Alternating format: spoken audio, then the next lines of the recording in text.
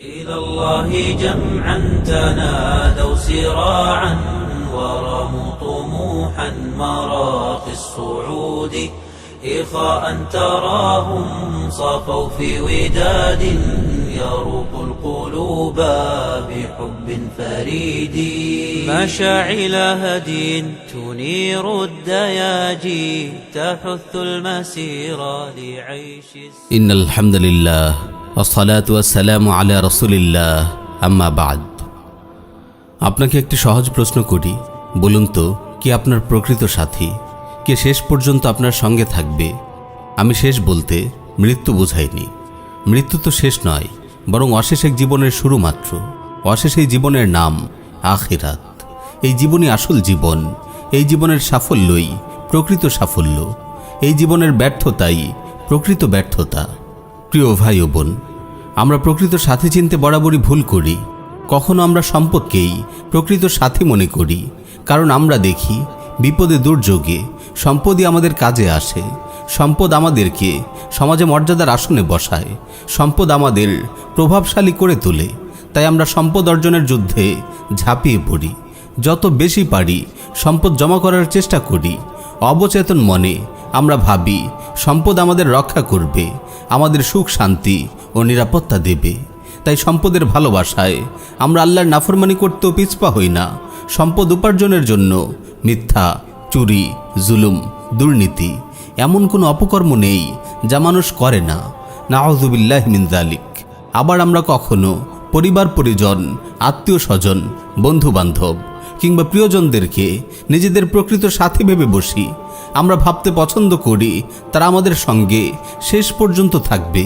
প্রিয়জনদের ভালোবাসার অতিশয্যে আমরা কত বড় ত্যাগই না স্বীকার করি। পরিবার পরিজনদের একটু সুখে রাখার জন্য আমরা কত হারাম উপায়ে টাকা উপার্জন করি।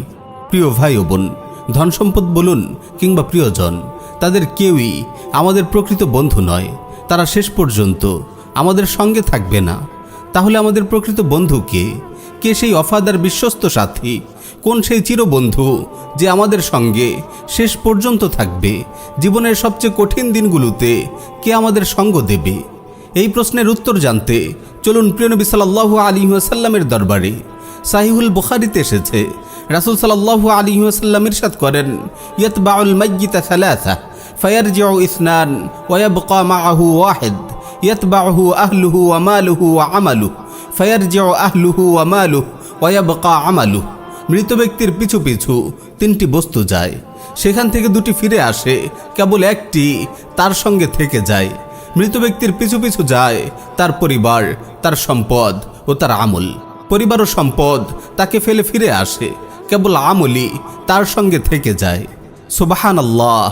আমলই আপনার প্রকৃত সাথী, যে শেষ পর্যন্ত আপনার সঙ্গে থাকবে। আপনি যদি নেক আমল করেন তাহলে তা আপনার সর্বাঙ্গীন কল্যাণের কারণ হবে। দুনিয়াতে তো বটেই, কবরের ঘোর আধারেও আপনি নেক আমলকে আপনার বিশ্বস্ত বন্ধুরূপে কাছে পাবেন।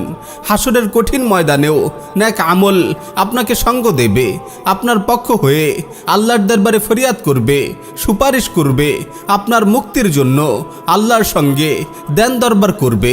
এমনকি শেষ পর্যন্ত আপনাকে জান্নাতে পৌঁছিয়েই সেখান্ত হবে।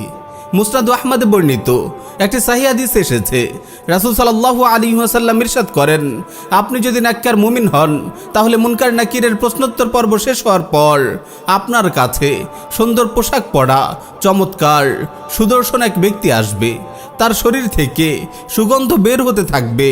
তিনি বলবেন, আপনি আনন্দের সুসংবাদ গ্রহণ করুন, এটিই সেই দিন যার ওয়াদা আপনার সঙ্গে করা হয়েছে। আপনি তাকে জিজ্ঞেস করবেন, কে আপনি? আপনার চেহারায় আমি কেবল কল্যাণই দেখতে পাচ্ছি। সেই লোকটি উত্তর দেবে, আমি আপনার নেক আমল। তারপর আপনার সেই মানুষরূপী নেক আমল আপনার পাশে বসে পড়বে। কবরের সেই ঘোর নির্জনতায় আপনাকে সঙ্গ দেবে। তার সান্নিধ্য এত স্বস্তির ও মধুর হবে যে কবরের 100 বছরের সময়কেও আপনার একদিন কি অর্ধদিনের বেশি মনে হবে না। আল্লাহ রাব্বুল আলামিন ইরশাদ করেন, কাআন্নাহুম ইয়াওমা ইয়ারাউনাহা লাম ইয়ালবাসু ইল্লা আশিয়াতান আও দুহাহা। যেদিন তারা কিয়ামত দেখবে সেদিন তাদের মনে হবে যেন তারা দুনিয়ায় বা কবরে এক সন্ধ্যা বা এক সকালের বেশি অবস্থান করেনি। মুসনাদ আহমদ মুস্তাদরাকে হাকিম সহ আর অনেক হাদিস গ্রন্থে বর্ণিত একটি সহিহ হাদিস এসেছে, রাসূল সাল্লাল্লাহু আলাইহি ওয়াসাল্লাম ইরশাদ করেন, আস-সিয়ামু ওয়াল কুরআনু ইয়াশফাআনি লিল আবদি ইয়াওমাল কিয়ামাহ ইয়াকুলু সিয়াম আয় রাব্বি মানা'তুহু আত-তা'আমা ওয়াশ-শাহওয়াতি বিন-নাহার ফাশফি'নি ফীহি ওয়া ইয়াকুলুল কুরআন মানা'তুহু আন-নাওমা বিল-লাইল ফাশফি'নি ফীহি ক্বালা ফায়ুশাফফা'আন। সাওম ও কোরআন কিয়ামতের দিন বান্দার জন্য সুপারিশ করবে। সাওম বলবে, হে আমার রব, আমি তাকে দিনের বেলায় পানাহার করতে ও জৈবিক চাহিদা মেটাতে দেইনি, তার ব্যাপারে আমার সুপারিশ কবুল করুন। কোরআন বলবে, আমি তাকে রাতে ঘুমাতে দেইনি, তার ব্যাপারে আমার সুপারিশ কবুল করুন। তাদের উভয়ের সুপারিশই কবুল করা হবে। পক্ষান্তরে আপনি যদি বদ আমল করেন তাহলে দুনিয়াতে তো বটেই, কবরে চলে গেলেও সে আপনার পিছু ছাড়বে না। এমনকি হাসরে, মিজানে, পুলসিরাতে সে আপনার পেছনে লেগেই থাকবে। আপনাকে জাহান্নামে না পৌঁছিয়ে সে ক্ষান্ত হবে না। মুসনাদ আহমদে বর্ণিত উপরোক্ত হাদিস এসেছে, মুনকার নাকিরের প্রশ্নোত্তর পর্ব শেষ হওয়ার পর একজন বিভৎস চেহারার 20টি কাপড় পরা লোক মৃত ব্যক্তির কাছে আসবে। তার শরীর থেকে মারাত্মক দুর্গন্ধ বের হতে থাকবে।